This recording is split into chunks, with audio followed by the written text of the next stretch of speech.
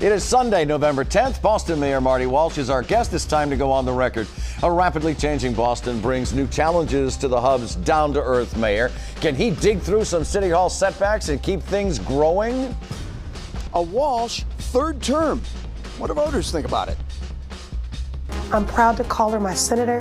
I can't wait to call her our president. Ayanna Pressley breaks with the squad to endorse Elizabeth Warren. What does it mean in the battle for the White House? Let's go on the record.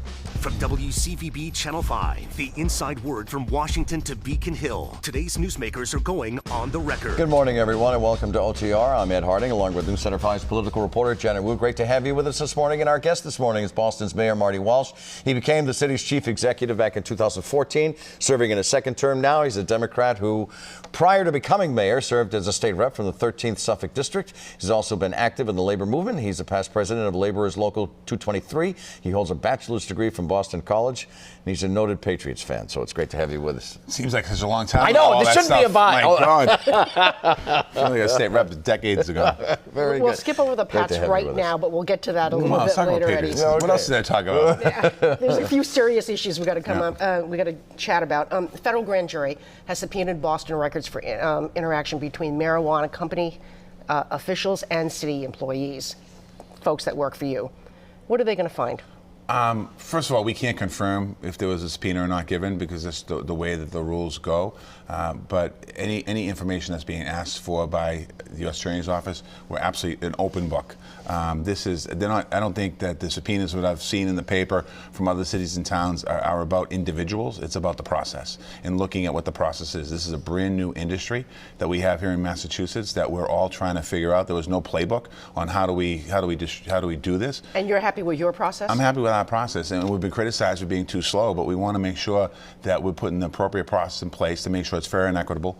We've been able to approve 14 facilities, whether they have been recreational marijuana shops, grow facilities, or medical marijuana. We have 3 equity candidates that we're working on right now in the city. We're the first city in Explain what an equity candidate Equity candidate is low income, people of color that don't have the big backing of big business. And we're the first city in Massachusetts to approve 1, if not now we've done 3. So we're working through a process. There has to be a community process. You know, the voters of Boston, which I find interesting, the voters of Boston overwhelmingly supported marijuana 70-30. But when you go out to the communities and try to cite a marijuana facility in the neighborhood, they're overwhelmingly opposed to it. So it's kind of like I support this, but not in my backyard. And obviously Boston is not the only one that the U.S. Attorney's Office is reportedly looking into. Boston is just one of them at this particular point in time. But you're confident that nothing would be found if there wasn't an investigation? I'm not concerned about that. I'm not concerned about a situation like what we saw in Fall River. I'm not concerned about that. And I think that, having somebody come in and take a look at the process, I have no problem with at all. And I think actually I welcome it because, this industry in the very beginning, I did not support this. As a mayor, I'm going to carry out the law. But again, there's a lot of people in this industry that are trying to discredit by putting it on social media and tweet that we're not moving fast enough. No, we're moving as fast as we're going to move, and we're going to make sure that there's true equity, and we're going to make sure that there's true community process as we cite these places. But I have to ask you, this isn't the first time the U.S. Attorney's Office has come after Boston and your administration. So are you a little worried? I don't think, what I've read in the paper again about the U.S. Attorneys looking at marijuana, I wouldn't regard as coming after anybody. I would regard it as a situation where they're looking at a process, and they obviously have some concerns about what they probably uncovered during the Fall River investigation to see what's in place to make sure that the safeguards that's not happening in other cities and towns across the Commonwealth. All right, item 2 I'd like to talk about is news broke this week about Gillette. The company is indicating that it might be shrinking its South Boston footprint soon.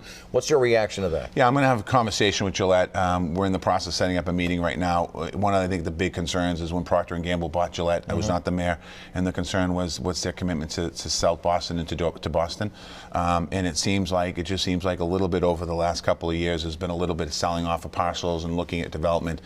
So I plan on having a conversation with Gillette to keep Procter & Gamble to keep their headquarters here in the city of Boston. We're talking about consolidating a couple of sites, and we're affecting maybe somehow affecting, and I use a word like this, 1,300 people. Their world headquarters was here, and when Procter & Gamble came in and took over the Gillette company, they made a commitment that they would. Their intention was not to change the model of Boston as their world headquarters. They were going to keep it, and it just seems like there's a little bit of concern with some of the conversations that are happening. Did you know this news was coming? Did this surprise you? It caught me off guard a little bit. I think we might have. My office might have gotten a call like a few hours beforehand, but we will have conversations. You've got a new city council, the most diverse in Boston's history. One seat still is undergoing a recount right now as we're talking. Not yet. No recount yet. There was still. Right. I'll talk that. You ask me the question. And I'll get into it. Right. A recount is expected. Let's put it that way. But most observers are moving on to the next election. In other words, the mayoral election in 21. And councilors Michelle Wu and Andrea Campbell could be running against you. At least that's some of the word out there. First, are you running for a third term? Absolutely. I have not stated that yet. I have a job in front of me. We just elected a new city council. As you mentioned, there's one candidate still, one person still to be decided. My job now for the next 2 years is to work with the city council in advancing our city forward.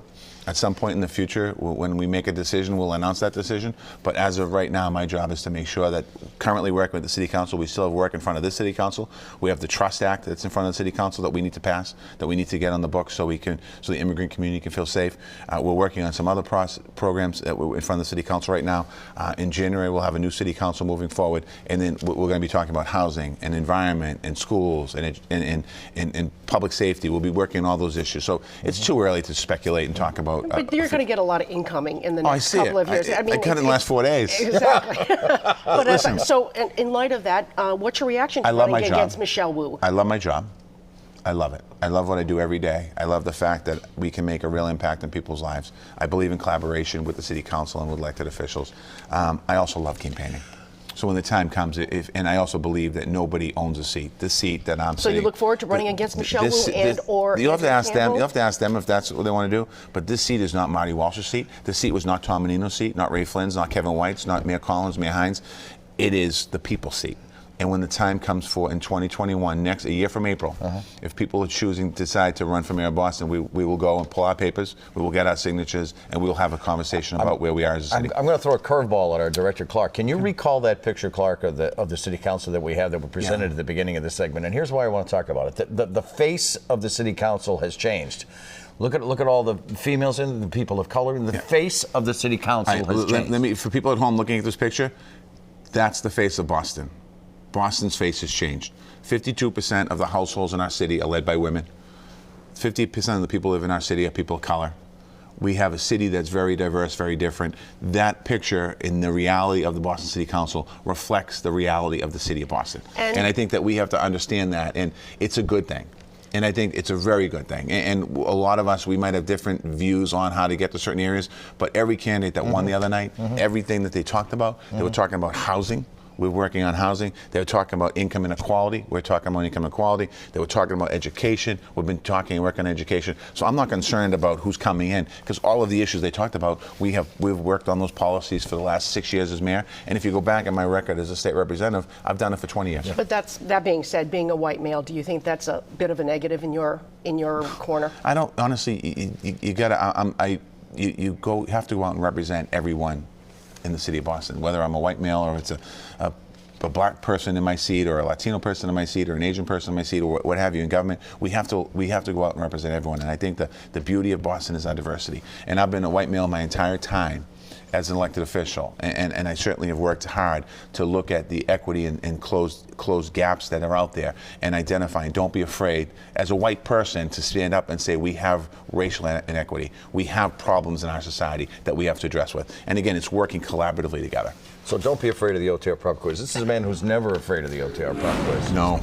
I have to. That look. Although the last few guests have been really good on it, and I'm home watching it, and I'm like, speaking of the last few guests, oh man. Last week we had Congressman Stephen Lynch on. He went 3 for 4 in the quiz, by the way. I know. One of his questions was about the national symbol of Ireland, which is a Celtic harp. He saw a billboard at the airport in Shannon with a picture of you on it. Yes, he did. And then the congressman suggested that you just might be this national symbol of Ireland. Not yet, maybe. Is that the question? No. It was next to John Kennedy. So here's the question. He was first. We're going to start your quiz with an Ireland question, too. God. What talent does kissing the Blarney Stone confer, according to legend, and there's the gift of persuasion? Is it a gift of popularity? Is it a gift of gab? Gift of gab. It is the gift of gab. One more from Ireland, Irish food this time. What are the ingredients of colcannon? Is it potatoes and cabbage? Is it potatoes and lamb? Is it potatoes and carrots? Colcannon? Yeah, colcannon. I've never heard it. That's like potatoes and lamb. Potatoes and cabbage. Kale can also I've be never used heard in of this. that. Colcannon. Colcannon. Your mother never made that for you, huh? No, we've had it. We've had it, but she didn't call it that. You sure that's Irish? We'll find out what she called it in the break. We'll be right back.